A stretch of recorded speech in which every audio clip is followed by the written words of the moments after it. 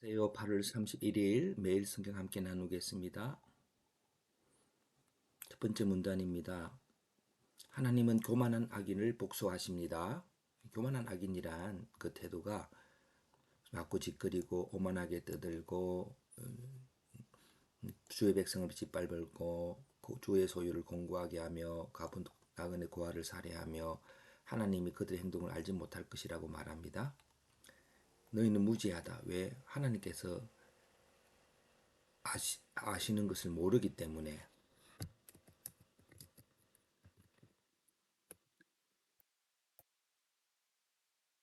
하나님께서 다 아시는데 그 하나님 것을 모르는 거죠. 예. 율에서 그들의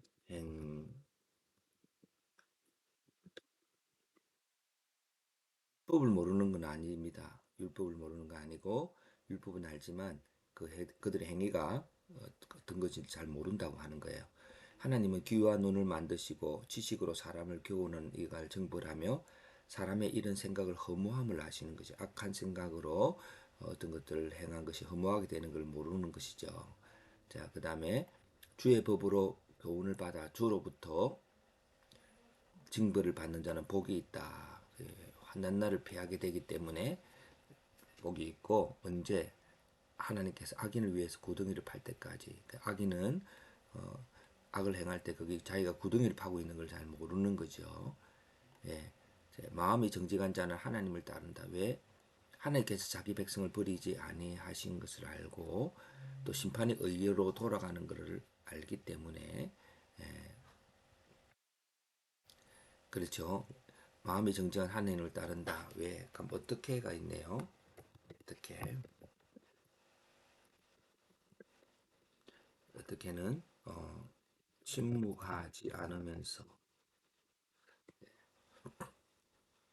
어떤 것들에 내 나이든 타인이든 어떤 기준이 있고 그것에 대해서 침묵하지 않으면서 따른다라고 말할 수 있습니다. 자, 하나님이 나를 붙드셨다. 언제 나의 발이 미끄러진다고 말할 때, 내 속에 근심이 많을 때에, 근심이라고 하는 것은 두 가지 마음이겠죠. 두 가지 마음. 하나님 율법을 지킬 건가 말 건가 하는 마음이죠. 어떻게? 주가 인자하심으로, 주가 위로하심으로. 그래서 하나님이 우리 인자한다는 말은 내가 죄를 지었는데 그냥 없게 하는 게 아니라 어, 분명한 기준을 보임이죠. 하나님 인자하심이 것이죠. 그래서 오늘 우리가 하나님의 그 인자하심을 이야기할 때에 하나님이 내 문제를 해결해 주셔서 그런 것 이전에 나에게 두 가지 기준이 있을 때 분명한 기준을 딱 보여주는 그것이 하나님의 더 본질적인 인자하심이라고 여겨집니다. 마지막에 하나님은 나의 요새가 되신다. 왜? 하나님이 악인을 끊으시기 때문에. 그래서 그 악한 자가 더 나를 괴롭히지 못하게 하시죠. 그 윤례를 빙자하고 재난을 꾸미는 것이 악이고 의인의 영혼을 치고 무지한 자를 정죄하는 그 악인을 끊으시는데 어떻게 그들의 악을 그들에게 되돌리심으로. 예, 그 하나님께서 나의 방패가 되시는 거죠. 그래서 오늘 우리가 악인에 대해서 싸우는 게 아니라 하나님에게 돌아가야 되겠습니다. 요약을 합니다. 하나님께서 악한 자의 악함을 아시고 그들의 악을 심판하신다. 정직한 자는 그것을 인정하고 주의 법으로 받는 심판을 인정하고 악한 자의 흥함에 대해 시험받지 않는다. 악한 자가 심판을 받을 때 정직한 자는 공의를 행하시는 요새가 되시는 하나님께로 나아간다. 곧 공의를 행하는 삶을 살아간다. 이게 결국은 하나님께 나가는 것은 공의를 행하신 하나님께 나간다는 것은 곧 공의를 행함으로 하나님을 기쁘시게 하는 삶으로 나아간다 하는 그것들이 오늘 이 주제가 될 것입니다. 그래서 공의를 행하시는 하나님께로 나아가는 자라고 이렇게 한번 볼 수 있습니다. 자, 이 공의를 행한 오늘 주제가 많기 때문에 이것은 그냥 이렇게 패턴화를 했습니다. 그래서 공의를 행하는 하나님께 나아가는 자라고 한다면 이제 우리가 그 당연한 거겠죠. 오늘 이것은 제 1차적인 패턴화입니다. 그래서 다시 해석을 해봅니다. 주의 인자와 위로로 인하여 악한 권세를 가진 자들의 뜻대로 세상이 이루어지는 것 같아 미끄러지는 내가 다시 하나님의 완전한 율법과 그 법대로 다스리는 하나님을 신뢰하게 되었다. 그렇게 하여 다시 율법을 준행하는 자로서 살게 되었다. 곧 율법대로 징벌을 받아도 기뻐하는 자가 되었다. 주의 율법대로 징벌을 받아도 기뻐하는 자가 되었다. 그래서 여기서 주제를 주의 징계 가운데 기뻐하는 성도라는 주제를 가지고 이렇게 해볼 수 있습니다. 이게 좀 더 우리가 징계 가운데서는 하나님 이 징계를 없게 해주세요. 받지 않게 해주세요라고 생각하는 사람도 있지요. 그러나 징계를 받는 자는 좀 더 다르게 한번 접해볼까요?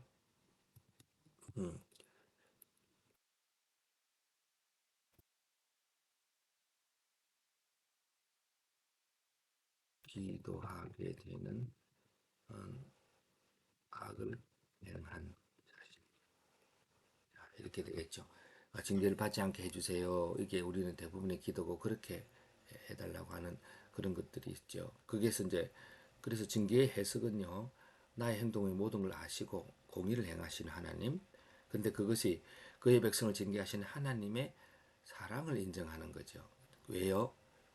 징계 징계를 행할 수 있게 되기 때문에요. 예, 그래서 그, 그 징계를 악을 행하고 징계하시는 하나님의 징계를 인정할 때에 우리가 이 혼돈되지 않습니다. 미끄러지지 않습니다. 미끄러짐이란 하나님께서 나의 죄에 대해서 징계하심에 대해서 하나님께서 세상의 악에 대해서 징계하지 아니하심에 대해서 우리는 다 둘 다 그렇게 할 때에 우리는 징계 가운데 기뻐하는 것은요. 하나님께서 율법대로 나와 세상을 심판하실 것을 믿기 때문에 그래서 하나님의 문제가 아니라 결국 내가 율법을 행하는 자가 됨으로 기뻐하는 거죠. 예. 여기에서 그렇습니다. 율법대로 이루어지지 않는 세상에 대해서 심판받을 때에 주의 위로가 함께하여 하나님의 공의로 행하심을 믿게 되었으므로 이게 하나님의 위로라고 하는 것을 하나님 위로는 우리가 좋은 선물이죠. 너가 하나님이 너 잘 될 거야 하는 건데 그 잘됨이 네가 결국 율법을 지키는 자가 될 거야라고 하는 거죠. 그래서 징계를 받는 자들은 침묵하지 아니하고 또 율법을 신뢰하고 율법을 지키고 하는 삶으로 나아가게 되는 거죠. 그래서 징계 가운데 기뻐하는 성도인데 오늘 이 요거를 다시 정리해보면 징계를 연결할 요것과 요것이 연결이 될 것입니다. 되고 징계를 받는 하나님의 사랑을 하나님 위로죠. 하나님의 위로가 또 연결되기를 이것과 이것이 연결이 될 것입니다. 예. 그래서 결국 하나님의 위로란 좋은 선물을 받게 된다는 것이고 그러면 징계 가운데 기뻐하는 성도라고 하는 것들이 좀 더 전체적인 의미가 있다면은 하나님의 기존이 있는 삶이라고 하는 것들을 한번 봅니다.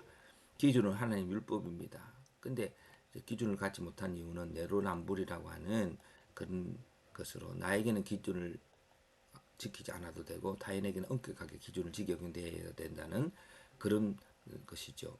기준을 갖지 못한 자의 태도는요. 침묵하고 근심하고 하고 찌끄리고 침묵한다는 것은 이제 뭐 악할 행해도 그게 대해서 잘못됐다 말하지 않고요. 또 자기 자신은 이렇게 할까 저렇게 할까 확정되지 못한 채로 두 마음을 갖고요. 그 때로는 이렇게 자기가 아무 때나 행하면서도 마음대로 행하고 또 교만하게 이렇게 떠들고 그러고 나서는 또 결국은 악을 행하는 것이죠. 그래서 기준을 유지하는 태도는 나의 죄를 징계하시는 하나님을 기뻐하는 겁니다. 주의 법으로 훈계받음을 기뻐하는 거고 복수하신 하나님께서 빛을 비추어 주기를 기도하는 것이고 그리고 하나님의 율례가 자신의 피난처가 됨을 인정하는 것이고 하나님의 징계가 하나님의 위로하심임을 이해하는 것이죠. 그런데 타인의 죄에 대해서 징계하지 아니하는 하나님에 대해서 의심하지 않는 것이요. 나에게는 그렇게 하고 내로남불이라고 하는 것에서 모든 것을 지으신 하나님 모든 걸 아신다는 것을 알게 됩니다. 자, 기준을 갖는 자의 축복은 징계 가운데 하나님의 율법을 적용하게 되고 그리고 기준을 갖지 못한 악인은 평안하지만 나중에 구덩이에 빠지게 된다는 것을 본문을 근거로 할 수 있죠. 그래서 기준이 있는 삶, 그래서 주의 법으로 훈계받음을 기뻐함. 이 주의 법으로 훈계에 대해서 나올 때는 자, 이렇게 해서 징계 가운데 징계의 기준 이렇게 해서 이거를 자녀 교육이라고 바꾼다면 이 자녀 교육 위의 것들입니다. 위의 것들을 가지고 자녀 교육 방법 이렇게 해놓으면은 이게 자녀 교육이 징계 가운데 기뻐하는 성도가 이게 자녀 교육하는 방법이 되는 거죠. 징계를 받는 자, 자녀 자녀 교육을 받는 자는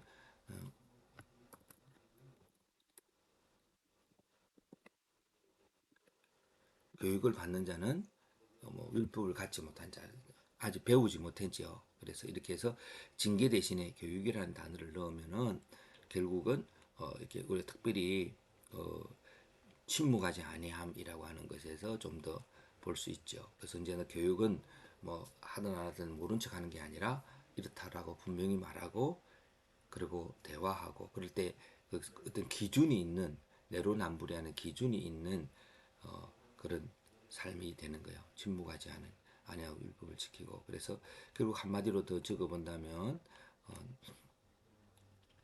자녀 교육의 그런 어떤 태도는 침묵하지 아니함이라는 것들이 어, 침묵하지 아니해서 결국 이제 기준 속에서 자녀와 함께라고 하는 것을 한번 저는 핵심으로 한번 잡아보았습니다. 자녀 교육 방법에 있어서 이제는 하나님의 법이 우리에게 적용될 때 우리가 배우고 또 그것이 기준이 있는 삶으로 점점점 자랄 때 그 사람이 어디 가든 빛으로 드러나는 삶을 살게 될 것입니다.